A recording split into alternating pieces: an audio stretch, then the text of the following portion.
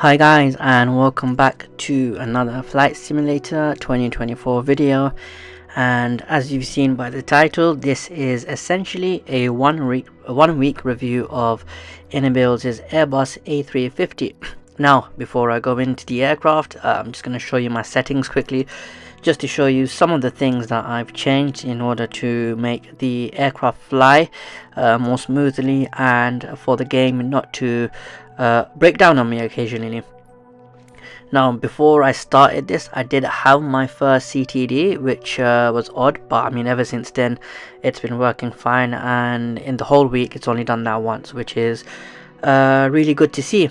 Now, we will be flying on the British Airways Airbus A350-1000 from Heathrow to Bangkok. So let's get that route set in, and then we'll head in straight into the aircraft. Right, compared to a week ago when I first reviewed the plane, the stuttering has improved a lot. Same with the lags, which I've said in a different video, so if you've not watched that, have a look. I do show you my settings on how to try and fix this issue.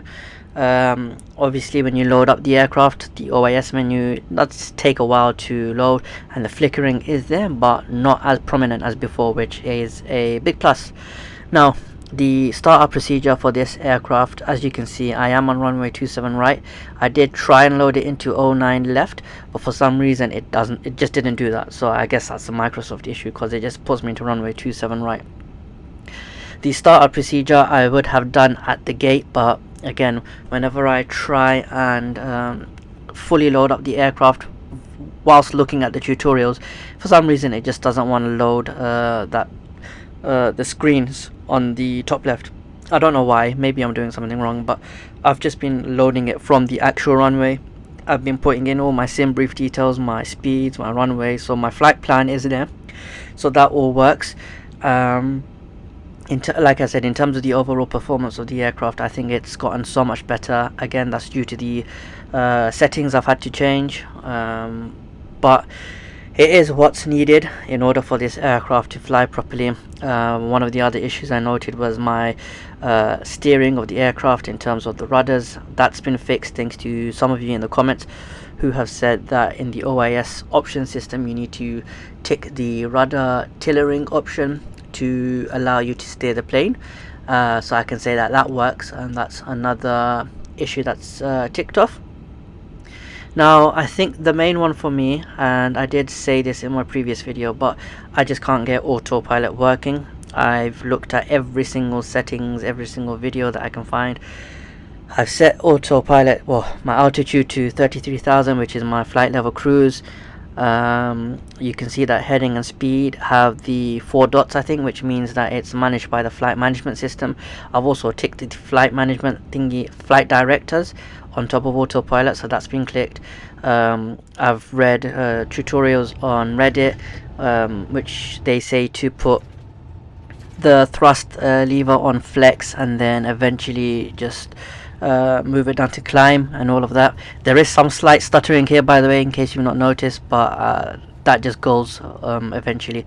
But yeah, I've set in my Autopilot, I've set in the flight directors button above AP, I've set in my altitude, my speed, and my heading should be controlled by the flight management system. I've tried flying into the flight path, which you can see on the left. I've tried doing that, but I just don't know. I've spent a few hours trying to fix this. I've looked at a lot of videos, I've looked at a lot of tutorial videos, and they all seem to be doing the same thing that I'm doing, but their Autopilot seems to be working and my one doesn't. On IniBuilds' website, I have seen a few A350 users saying that the same issue is with them, but no one's really put in a fix, which is why I'm asking you guys if you can find a way to help fix it for me. On my altitude button, I did right click on the mouse, so I did push it in. It doesn't stay pushed in, it comes back out again. I'm not sure if it's supposed to be like that, but I've done that for altitude, heading, and speed, and the same thing seems to be happening. Again, I just got fed up eventually trying to figure out how to do this. So what you see here is basically just a normal flight video that just doesn't want to follow the path. This part here, I am actually moving the plane manually, so I wanted to try to follow the flight path, but it doesn't want to do that automatically. So I'm hoping one of you guys can help me do it. If not, then again, it's just frustrating. I've seen a few videos. I've read a lot of ways to try and fix it on Reddit, on IniBuilds website, but no one seems to know, which is frustrating. And I think personally for me, that's the only issue that I have. The rest are basically Microsoft Flight Simulator issues where the aircraft just spawns on top of each other, so I can't really fault IniBuilds for that. But like I said, this is a 1 week review, and when I initially reviewed it, the aircraft was horrible. I'm not the only one that says that, and I have had a lot of abuse in the comments. I don't know why, saying it's my fault, it's the game's fault. Like, I know it's the game's fault. I've said that plenty of times before, but I've tried my best to fix the settings, and from what I've got, I think it flies perfectly fine. If you was undecided on whether you wanna buy this aircraft or not, ultimately I'd say go for it. For me, I think the sale ends today, potentially on the 21st of July, so if you do want to buy it now. You guys know how I feel about the delivery situation. I'm not a fan of that. I think it's pathetic what they're doing, but like IniBuilds have said that they can't do anything about it, which is BS in my opinion, because I've seen other developers include liveries with their aircraft, so if they can't do it, then God knows what other people have been doing. That was one big issue that I had that is frustrating. I mean, I've had people say, why don't you go and buy a PC? I don't want to buy a PC. I've already got an iMac, I've got a laptop, I've got a gaming console and an Xbox. I don't want to buy a gaming PC, spend upwards of £1,000 just for Flight Simulator when I don't play it as much as I usually would compared to Flight Sim 2020, because Flight Sim 2024 is a piece of crap, like I've said plenty of times before. So yeah, if you've got any negative comments, do yourself a favor, just stop watching this video and go do something else, because I just don't have time for any negativity. This is the Flight EFB. I did read that you should try and load it, send it to the avionics, so I've tried that, but again, I had no luck with Autopilot. It just doesn't want to seem to work. The sim rate feature is quite cool. It's the first time I've actually used it, and yeah, I mean, that works really good. It speeds up by 4 times. It would have been nice if there was higher options, but if you're doing full flights, it's a good option to tick, as it just speeds it up by 4 times, so that's quite cool. I'm trying to think what else. I mean, outside of the cockpit view, the plane flies very smoothly. I've not had any issues. It turns quite well as well. Whenever I go into a landing, that works really well as well, which I'll show you as part of this video. So it's basically a full video that's just explaining everything that I think works well. And IniBuilds, they have done a good job with this aircraft. Again, the wait took a long time, 6 months roughly, and that played into part how I felt originally. Now don't get me wrong, when I did first review it, I did think it was a piece of crap, but opinions change, and the more you fly it, the more you get used to it, the more settings you have to tinker around with. I reckon it's a very good plane, and like I said, if you are deciding whether you want to buy it, I'd say go for it. I don't know how it run on a Series S. I'm running on a Series X, and even then it's still slightly tough to fly, but it does the job. Autopilot, again, I can say it plenty of times, that's the only issue that I have. So eventually, once that gets fixed, I think this plane would be perfect. Let's get into the landing part of the game. Obviously, there's no fast forward anymore compared to Flight Sim 2020, so I essentially just have to exit the game and then load back into the airport that I want to land in.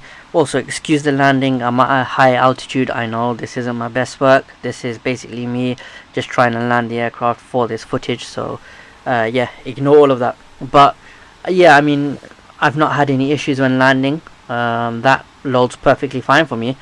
I rarely have any stuttering issues. My turning of the aircraft is fine.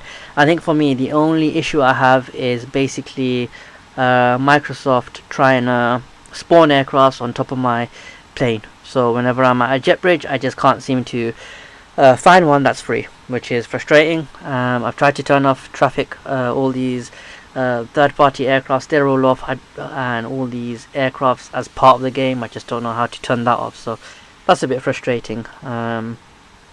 Also, my reverse thrust, sometimes it works, sometimes it doesn't, but that's not really a big issue for me. What you're about to see here is, I've completely forgotten the name of the feature, Flex or something, but it's basically you move the aircraft without actually having to move the aircraft. So I'll show you that right now.